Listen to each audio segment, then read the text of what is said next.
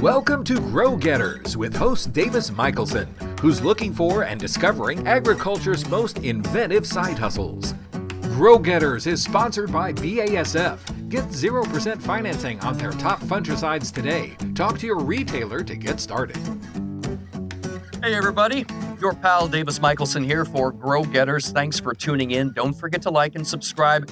Today I've got a very exciting show planned for you here on Grow Getters. We've got the Doan brothers, Jay and Jeremy, two of the three Doan brothers from Black Ranch up in North Dakota. They've got all kinds of stuff going on. They're running conventional ranching activities, cow-calf and that sort of thing. But they've also got an event space, a micro-brewery. They've got lodges where you can stay. They'll do hunts and things, rolling plains adventures, Black Ranch meats, direct-to-consumer meats, and of course, they've got ranch tours that they offer as well. All kinds of stuff going on over there at Black Ranch. A quick quote from them, from the Doans. Our approach toward managing the ranch is we are always working to improve the quality of the land. They have won numerous awards for conservation and the like.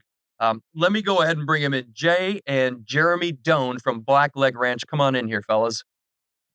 Hey, yeah, howdy. Be here. Outstanding. You guys have a heck of a tale to tell. Multi-generational operation, easy for me to say, running there in North Dakota. Before we do anything here on Grow Getters, it seems like a layup in this case, but could you just lay out a little bit of the history of your family? What conventional farming activities have you got going on there in the present day? Give us your farm cred. Let's check it out. Well, we don't really say the F word around these parts. It is a ranch. Ranch cred. Okay. I'm not prepared for ranch cred, but let's give it a shot. Sounds good. Well, my name's Jay. This is my brother Jeremy. We are fifth generation here on Black Ranch. Homesteaded in 1882 by our great-great-grandfather. We're actually the 13th generation in this country. Our family, Doan, last name, came over in 1629 from England. So a lot of history. And traditionally, we were cattle guys in the 1800s. And then Jeremy and my dad are the ones that kind of diversified, opened up those fences a little bit and diversified the operation. But we are still true agriculture, cow-calf. Mostly, we have bison. As you see, this big bad boy, 16-year-old bull sitting on top of the place here. So, yeah. A lot of moving parts now. Well, and here's a question for you.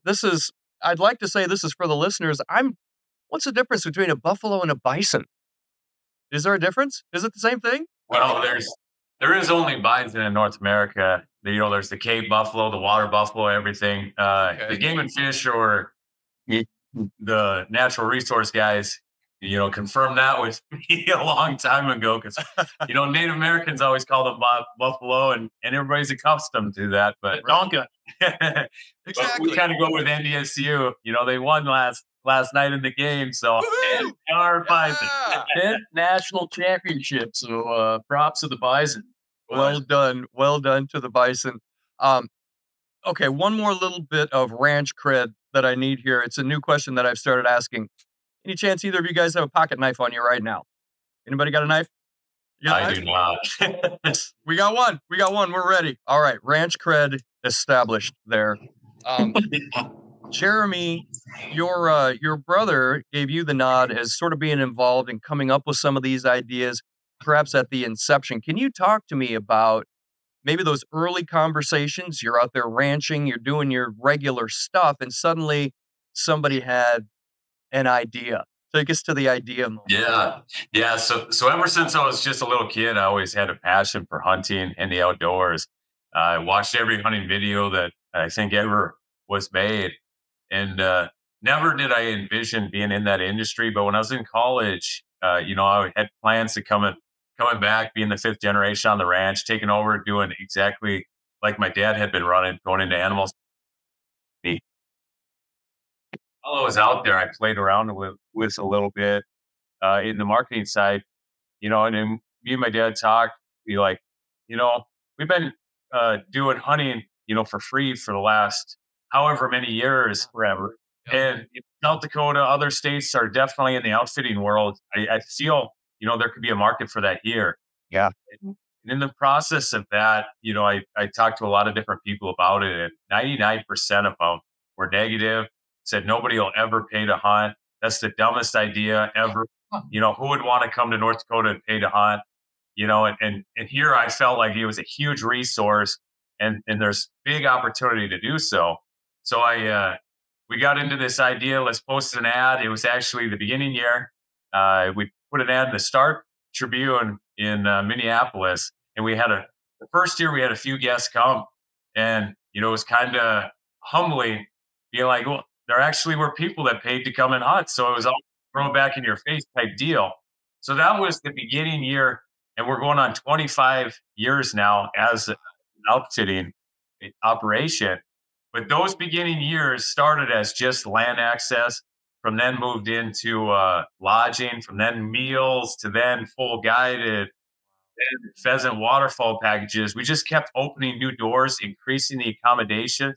And we've hosted guests from every single state around the country to probably, 48 different countries, I believe, to the ranch in general. 65 now. Yeah, I mean, it's crazy to think about the amount of different people that have come to our ranch and enjoyed, the opportunity we bring them. When, back in the day, when you're sitting on the deck, which we never did because we're always working, but hunters notice that. They're like, look. And we're like, look at what? Nothing. We're like, this is great. Listen to the coyotes, listen to the wind and whatnot. And in turn, we never took advantage of that. And they were showing us how privileged we were to live in that environment. Take it for granted. Yeah.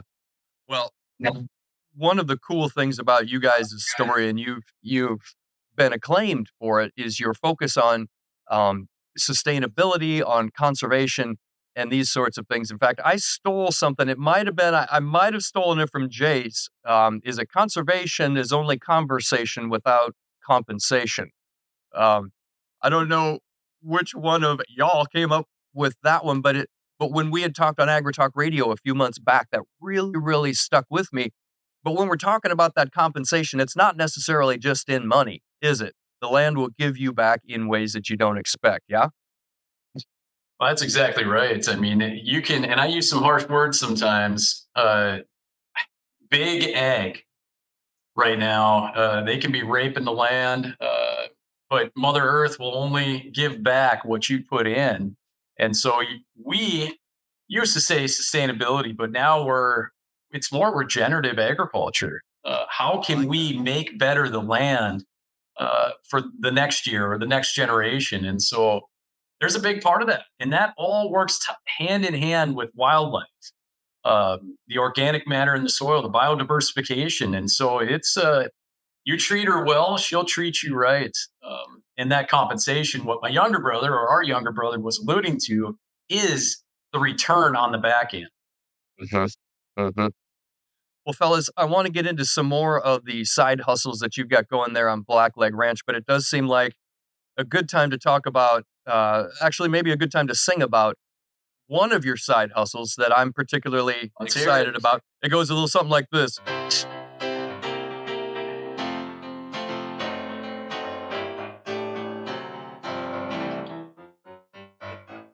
That bison bock beer makes your ranch so good. Bison light beer improves my attitude. Squeeze fresh each day from the buffalo into the bottle, and down she goes. That bison beer, it makes your ranch so good. Aha! A nice word. The original artist. Yes. Is Chris. You got it. It sounds sort of French, rodeo guy. Chris Ledoux. Chris Ledoux, baby. It was actually Copenhagen. Because I originally wrote it to be buffalo beer, but then I thought, no, that's not what it's called. You've got bison bock beer and bison light beer, and there's also a copper something in there. It seems like. Talk to me about the brewery you got going there. That's our flagship, Copper Ale. We have our 1882 lager, which is one of our top sellers. That is one when the ranch was homesteaded back in 1882. And then we do have our Centennial IPA also. So we have kind of 5 mainstays. Our bison portfolio has been tremendously successful. We're proud of that. And actually, it was Jeremy who said, we already had the copper in the 1882. And then he said, you know what, we should have a bison beer. It just makes sense. We have bison. They were kind of the foundation here in the West. They just roam this area by the hundreds of thousands. And so it fits really well into our operation. And it tastes good. Well, and the bison beer is actually, the logo is made after that guy on the fireplace too. Is that right? Yeah. Excellent. Now, what if people want to get a hold of some of these beers here? Do they need to come to North Dakota and check you guys out? Yeah, there's a little bit of a logistics challenge, I guess. Well, we are distributed throughout the state of North Dakota and into Minnesota. Okay. That's about it. Yeah. We could be in 8 to 12 states if we wanted. It's just one of those things. We're comfortable where we're at. So if you really want some, come on into to North Dakota and belly up to the bar, I guess. It's 5 o'clock somewhere. Yeah, that's true. It is 5 o'clock somewhere right now. In fact, it's starting to feel like it. We will be right back after a word from our sponsor. We can't control the weather. We can't affect the global demand for corn and soy. We can't even fix that piece of equipment you swear is still good if you just have the right part. But BASF can offer you 0% financing on our proven, consistent performing fungicides. Our grower finance program is here to help you maximize your yield potential and savings with 0% APR on some of the highest performing fungicides available until March 15th, 2025. Because now more than ever, every dollar counts, and you can't beat 0% financing on innovative corn and soybean fungicides like Revitech fungicide, Revilock fungicide, and Veltima fungicide. Keep more in your wallet while improving your yield potential. Talk to your BASF retailer today about the Grower Finance Program to lock in 0% APR. Subject to credit approval, terms, and conditions. See BASF Grower Finance Program for details. Always read and follow label directions. You've got an event space going there. I know that these barn weddings, and I think we can maybe thank the Hallmark Channel for this. Barn weddings, all the rage. People love barn weddings, and you have not only the land, but also apparently a pretty decent sized space. Did I see 13,000 feet you got for the event space there? Yeah. Well, it's called the Copper Jewel Barn. Copper being the roof line is copper colored, which is beautiful. And then Jewel was actually our grandpa and great grandpa's name. So we had this contest on social media to name the barn. We never even thought about naming a damn barn.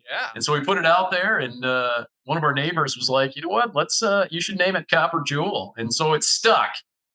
It's a pretty neat space, a lot of character, a lot of things that we found just laying around the ranch, from the barbed wire chandeliers to the ladder lights. There's just a lot of, even the railroad trestle we built the saloon out of, and you're talking, 14-foot timber inside that facility. So it's pretty massive. We're proud of it, and it's fun just to kick your heels up a bit and toss a few back. For sure. Barley pops. For sure. Barley pops. I like that a lot.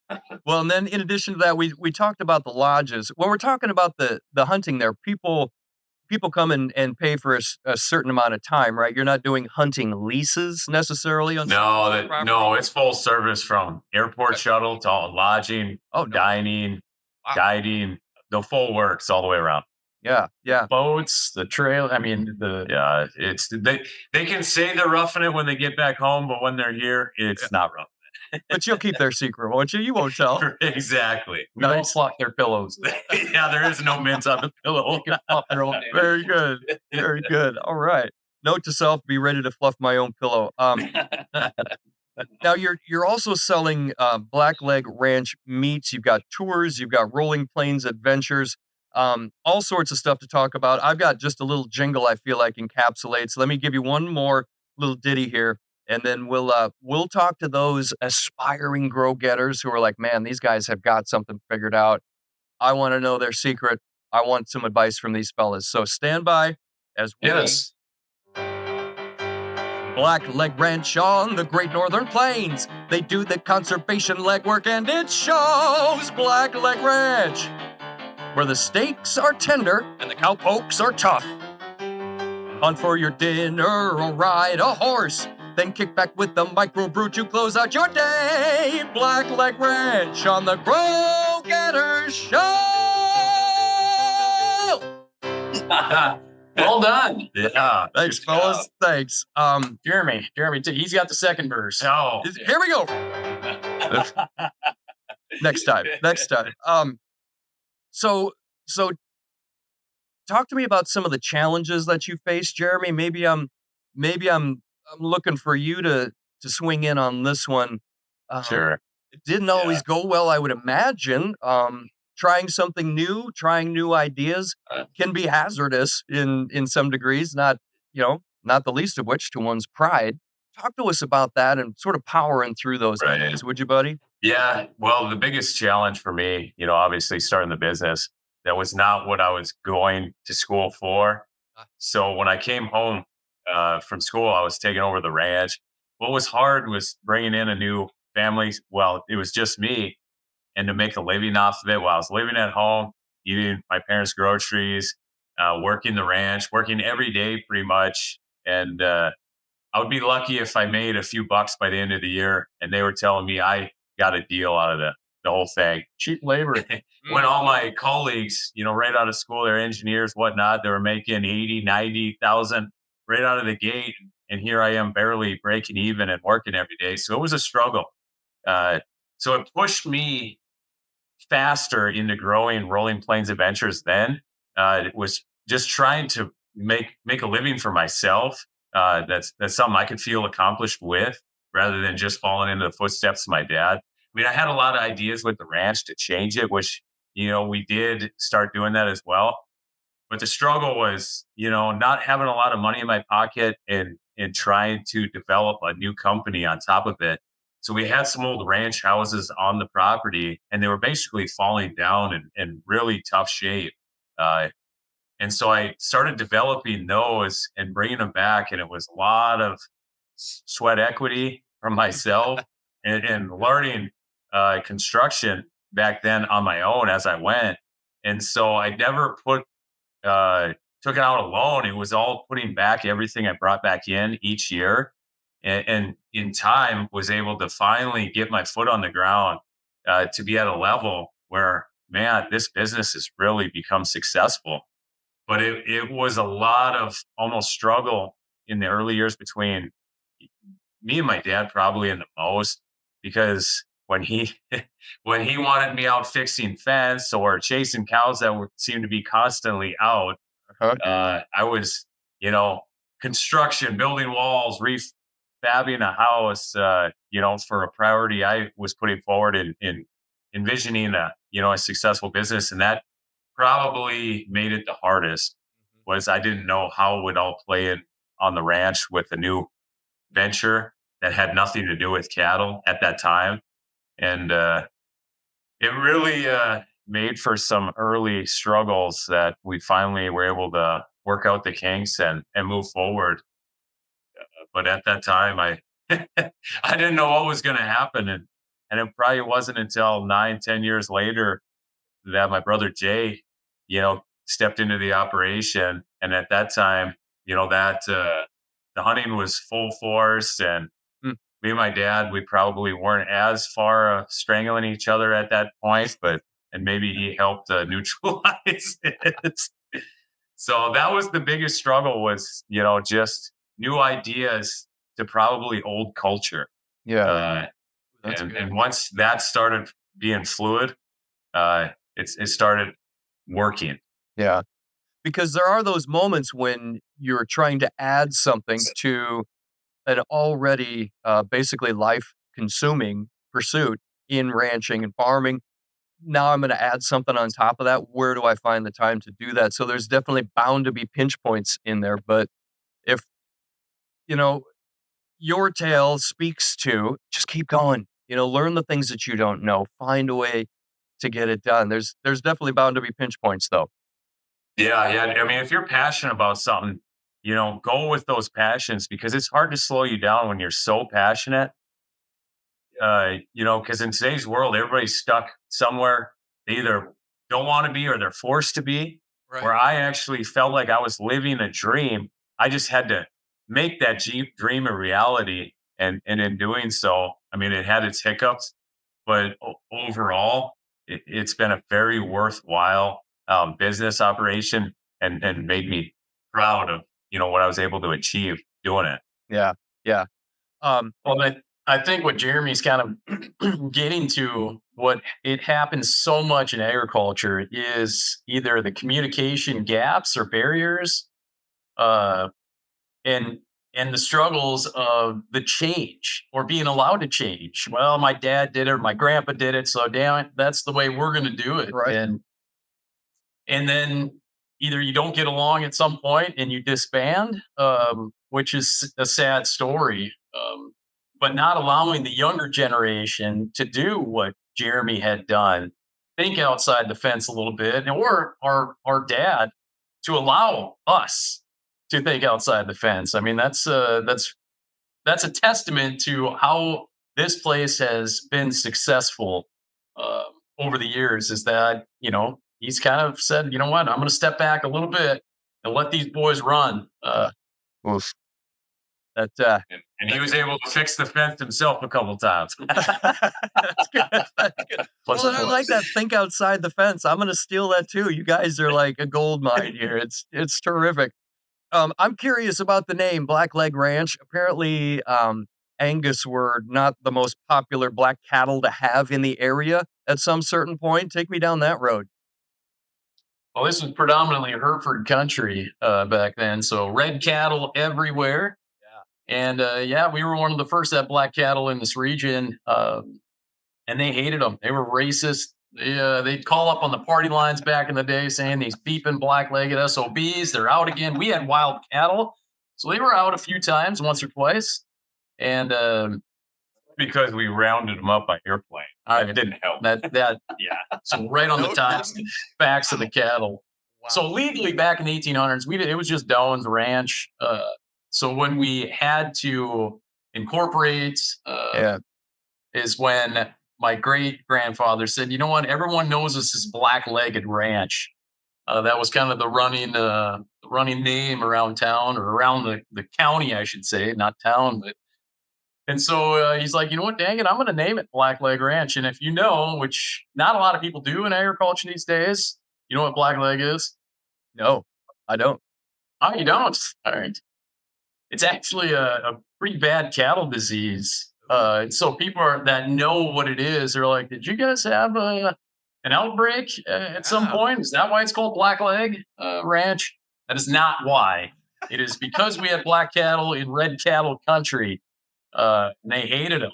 Yeah. So Black Leg Ranch. Isn't that something?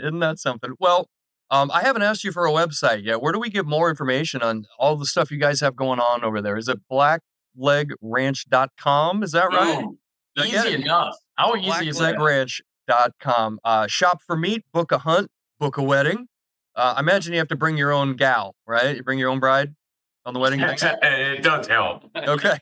Grass-fed beef and bison. We didn't even talk about National Environmental Stewardship Awards and all the accolades that your operation has. Everybody, check them out, blacklegranch.com. I think that brings us to the end there, except, Jay, I do want to talk to you about some advice. Talk to that, or maybe Jeremy, if you've got thoughts too. Let's have some advice here. The one who's out there looking at you guys with that beautiful bison head behind you there thinking, man, if I could be there someday, or maybe my kid's generation gets there someday, help them get started, give them a little encouragement, a little wisdom. Well, I'll go first. I think everybody has one unfair competitive advantage. You just got to find it on your own operation. For us, we might have one or two. We're 20 minutes from the Bismarck Airport. That's huge for agritourism or tourism in general. People can fly in 20 minutes, they're to the ranch. That helps us. Wildlife was a huge asset to the ranch, but we like to propagate the wildlife. There's a lot of farmers, especially in big ag, They're row crops. They rip up the land. They rip out all the shrubbery and the tree rows. And then it's just rows and rows of crops, like Iowa or the eastern part of our state. And then they said, where the hell's all the wildlife? Well, you can't just destroy the land, pump all this, certain chemical on it or whatever. You got to propagate the wildlife. We plant a 26 variety cover crop. It's a huge wildlife utopia for the wildlife. Back to your question, find out what your competitive advantage is. Go run with it. Run with some crazy ideas. Also, like Jeremy was saying, stick with your gut. If you got a dream, go for it. You might fail 5 times, but that's 6th. You'll succeed. And so we've done some crazy things. People think we're nuts half the time. That's fine. Who the hell has a brewery on a ranch? I mean, we don't have the population that a lot of places do. Right. And we don't consider ourselves this, kind of downtown hipster brewery. Mm-hmm. We're doing just fine, making sessionable, consumable, approachable beer. That's what we like. But don't be afraid to think outside the fence a little bit, even if you do fail. Run with it. Yeah. Jeremy, any thoughts? Yeah, like he was saying, following your gut, use what you may have to an advantage for your property or location. But if you feel you're passionate about something, don't be scared to do it. The hardest thing is to have a dream and never act on it. You could dream about it all day long, but if you never make the moves to move in that situation, you'll regret it someday. So that would be my biggest thing, is to move forward and not look behind. And communicate. BlackLegRanch.com.